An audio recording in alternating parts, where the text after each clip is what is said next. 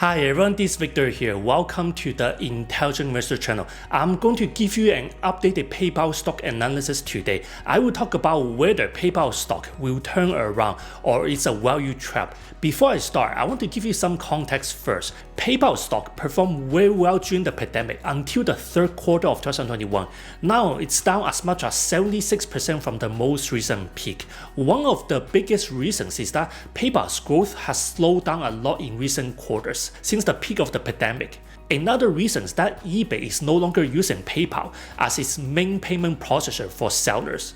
Many investors want to know, is PayPal stock a value trap or will PayPal stock eventually turn around? I will answer this by covering these topics in this video. First, why PayPal stock is down as much as 76% from the most recent peak. Second, what is PayPal's biggest risk right now? Third, is PayPal stock a value trap or will it turn around? Fourth, PayPal stock valuation. And fifth, will I buy PayPal stock? If you like this video, make sure to hit the like button, subscribe, and turn on the notification button. I will continue to make many excellent investing videos a week that will help you become a great investor. Also, if you like this channel and want to support it, check out my Patreon blog in the video description and become a premium member. Our goal is to create the best intelligent investor community that will help all members grow their stock portfolios to over 7 figures over time. With your support, we will be able to stay independent and create many excellent stock analysis and investing videos a week that will help you become a great investor. The link is in the video description. Take a look, let's start.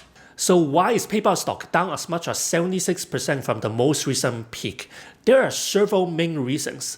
The biggest reason is that PayPal stock is no longer growing as fast as before since we already passed the peak of the pandemic. The demand for e-commerce was pulled forward during the pandemic.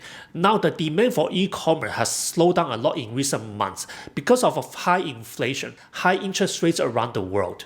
One of PayPal's most important metrics is total payment volume or TPV.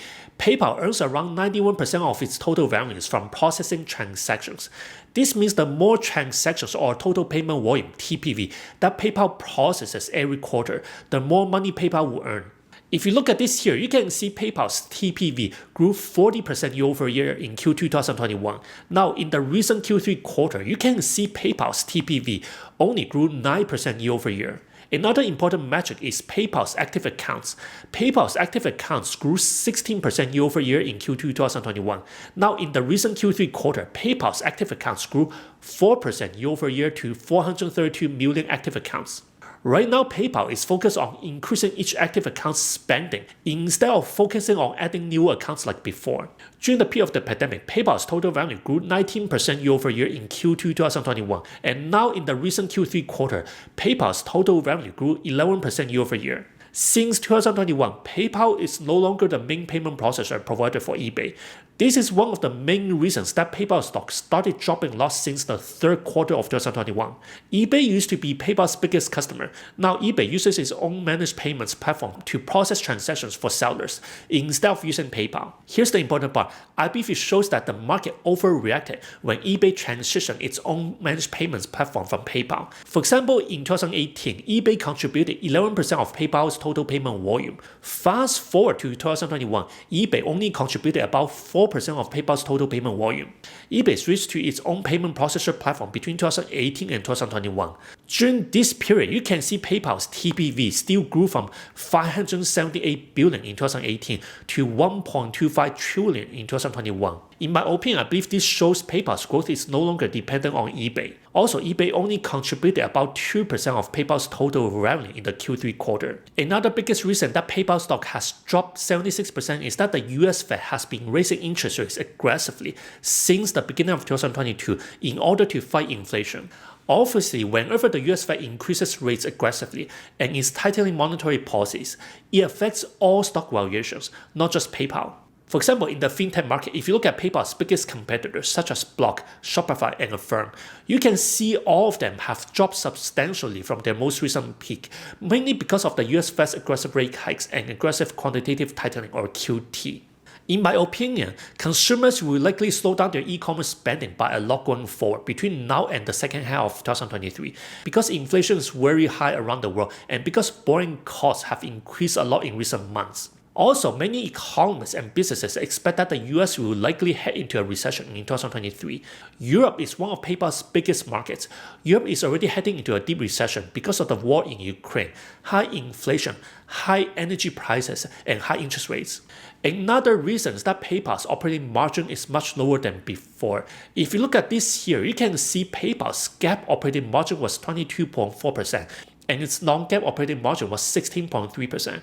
They are much lower than before. The positive side is that management expects that PayPal's operating margin will improve going forward because of cost reduction and improvement in PayPal's cost structure. For example, management expects that PayPal will improve its operating margin by at least 100 bps or 1% in 2023. In my opinion, I believe PayPal's biggest risk is increasing competition going forward. PayPal has many competitors. In the online payment processor market, PayPal competes with other major payment processors such as Stripe, Shopify Pay, Adyen, Amazon Pay, and Square.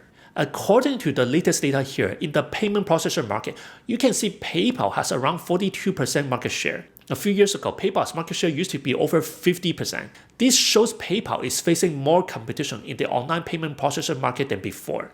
As I mentioned earlier, PayPal earns about 91% of its total revenues from processing transactions. 9% of PayPal's total revenues are from other value-added services. This means the more transactions PayPal processes every quarter, the more revenue it earns. In online payment methods, PayPal competes with Visa, MasterCard, American Express, and other payment options. Visa and MasterCard are widely accepted in both online stores and especially in offline stores. PayPal is widely accepted online, but PayPal is not widely accepted in many offline retail stores. For example, if you want to buy this product here, you can choose to pay with your Visa or your MasterCard instead of using PayPal. If you choose to pay with your Visa or MasterCard, PayPal will likely lose out on the transaction value if the merchant is not using PayPal as the payment processor.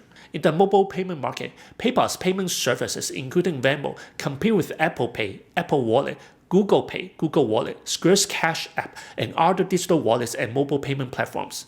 These competitors often have similar payment services as PayPal. If you look at this here, you can see PayPal's active account growth has slowed down a lot in recent quarters, most likely because of increasing competition from other digital wallets and mobile payment platforms that offer similar payment services. At the time of making this video, PayPal has 432 million active accounts. This includes 35 million merchant accounts. Apple Pay is much lower than PayPal, but Apple Pay already has around 507 million users worldwide. So here's the most important question you may want to know. Is PayPal stock a value trap, or will PayPal eventually turn around? In my opinion, I believe PayPal is not a value trap because PayPal's business fundamentals, such as its network effects, have not changed, even though PayPal is growing much slower than before. For example, if you look at this here, you can see PayPal's total payment volume is still growing, even after eBay stopped using PayPal as its payment processor for merchants in 2021. I talked about this earlier. In 2021, eBay only contributed 4% of PayPal's total payment volume, down from 11% in 2018. Also, according to the latest earnings, eBay only contributed about 2% of PayPal's total revenue. This means eBay not using PayPal as its payment processor should no longer have any impact on PayPal going forward. This is why management said this in the recent earnings call. I'm pleased to say that eBay's migration to managed payments is behind us and will be inconsequential to our results in the fourth quarter. Normalizing for eBay's migration to managed payments, our Q3 revenues grew approximately 13% on a forex neutral basis. In my opinion, I believe PayPal's network effects have not changed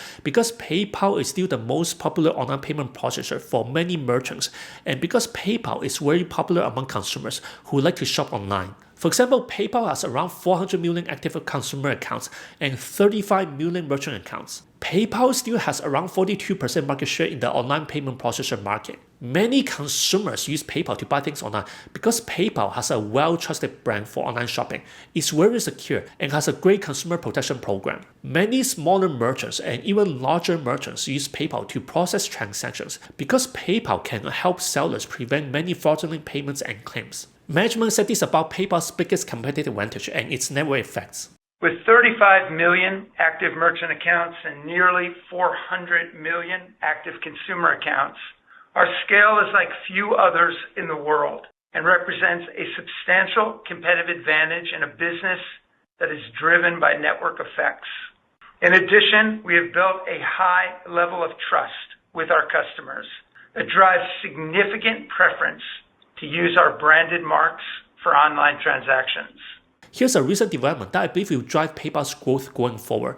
According to CNBC, PayPal is working with Apple to enhance its offerings for PayPal and Venmo, including by letting US merchant customers accept contactless payments through their mobile wallets and adding PayPal and Venmo network branded credit and debit cards to the Apple Wallet. I believe this is very good news for PayPal because US customers will be able to add their PayPal and Venmo branded cards to Apple Wallet, which will allow them to shop anywhere that accepts Apple Pay. Based on my understanding, I believe this will help PayPal become much more widely accepted in offline retail stores, which is PayPal's weakest market right now. Also, PayPal's US merchant customers will soon be able to accept contactless cards and mobile wallets, including Apple Pay, using an iPhone and the PayPal or Venmo iOS app. This should drive more transaction revenues for PayPal going forward. PayPal is also partnering with Amazon. Amazon now allows US customers to buy things using Venmo as one of the payment options. But I think it's too early to tell how much this will contribute to PayPal's revenue growth going forward. Management gave this preliminary guidance for 2023. I believe it shows that PayPal is already turning around. Management said this in the recent earnings call. As we're planning for the year ahead, our framework currently includes the following assumptions. First, that our overall volumes will continue to grow faster than e-commerce across our core markets and that we will continue to take market share. At the same time, we expect inflationary pressures alongside slowing global growth to weigh on discretionary e-commerce spending, which could continue to be pressured in 2023. Second, that we will deliver at least 100 basis points of non-GAAP operating margin expansion next year, an improvement from our 50 basis point commitment when we reported results last quarter. And third, our commitment to drive solid growth in earnings per share. Taken together, we believe that our cost savings initiatives and benefits from higher interest rates will enable us to deliver non-GAAP earnings growth of at least 15% next year. We believe this outlook for next year contemplates a sufficiently wide range of revenue outcomes. We are firmly committed to executing on the operational initiatives we discussed last quarter and are highly confident that we will deliver on our 2023 framework. Right before making this video, PayPal's management said this at the UBS 50th Annual Global Conference. And I think we have a lot of room to continue to be more efficient, more productive. And our expectation as we go into next year is that it's a more muted e-commerce environment than what we're experiencing right now. That may not be true. Maybe it will be better, and they will be in great shape if that's the case. But I think it's prudent to plan for a more difficult economic environment. We have a lot of things that we want to do and do extraordinarily. One of the things that I like right now is we're very focused on three things. Checkout, unbranded platform, digital wallets, that's it. We have the right cost structure in place and we're going to continue to execute on that cost structure because I think we should be able to at least 100 basis points of margin expansion next year. In a very conservative revenue and e-commerce outlook, my view is to plan for dire times on that and have the right cost structure to deliver with confidence, a 15% increase in EPS. And if the economy is better or the e-commerce environment is better, that will benefit us tremendously going forward. We have plenty of resources to invest in those areas while still generating significant returns to our shareholders. So I think that's kind of where we're going to be focused. I think that's plenty of opportunity yet both on the cost side with some opportunity in the market right now. And the team has done a really good job right now, so I'm pleased with that. Management expects that PayPal's non-GAAP operating margin will improve at least 1% in 2023 and non-GAAP EPS will grow at least 15% in 2023, mainly because of the company's cost reduction. E-commerce growth is likely going to stay flat or even decline slightly between now and 2023 because of high inflation, high interest rates, the war in Ukraine, which is impacting the European economy a lot, and many macro headwinds around the world. This from Seeking Alpha. Many analysts expect that PayPal's EPS will grow around 17% year over year in 2023 and have double-digit growth rates over the next several years. They also expect that PayPal's revenue will grow 10% year over year in 2023 and have low to mid-teen growth rates afterward. Of course, this assumes the e-commerce market will recover after 2023. I believe this forecast shows that PayPal is likely turning around. I want to show you how to calculate PayPal's intrinsic value here so you will know when PayPal's stock becomes undervalued, fairly valued, or overvalued. If you want this calculator, you can download it from my Patreon blog in the video description. These are the key assumptions in this calculator. First, I define PayPal's intrinsic value as its future free cash flows discounted to the present day. The discount rate is 11%. You can use a higher discount rate here if you want to be more conservative. PayPal's most recent trailing 12 months of free cash flow is $5.66 billion. Based on the macro headwinds and PayPal's strategy I just talked about, I believe PayPal's free cash flow will stay flat or decrease slightly in 2023. Then I believe PayPal's free cash flow will grow at a compound annual growth rate CAGR between 8% and 12% over the next several years. Let's go over these 3 case scenarios here: worst case, normal case, and best case scenarios. Under the worst case scenario, we're assuming PayPal's free cash flow will decrease by 5% in 2023. After that, we're forecasting its free cash flow will grow at a CAGR of 8% over the next several years. If we forecast PayPal's free cash flow over the next 5 years and discount the free cash flow to the present day, PayPal's intrinsic value should be around $102 billion for the entire company, or $88 per share. I'm giving this scenario a 25% probability here. Under the normal case scenario, we're assuming PayPal's free cash flow will stay flat in 2023. After that, we're forecasting its free cash flow will grow at a CAGR of 10%.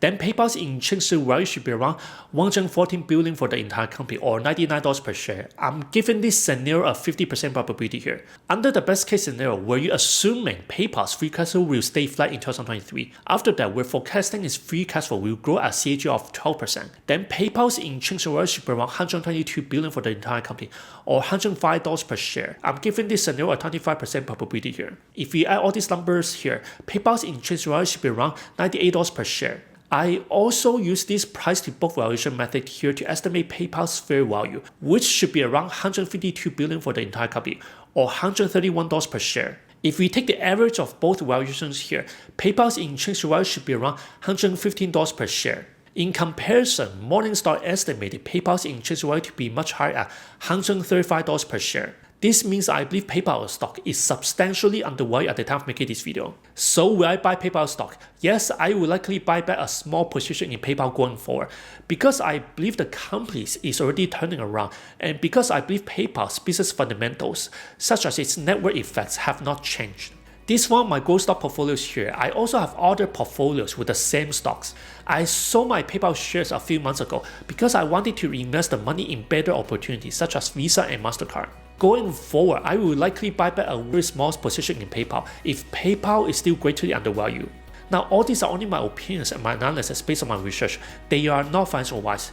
There are always risks associated with investing. You will need to do your own research and do your extra due diligence first before investing in anything. Thank you for watching this video and supporting our channel. This is Victor from the Intelligent Investor channel, and I will see you in the next video.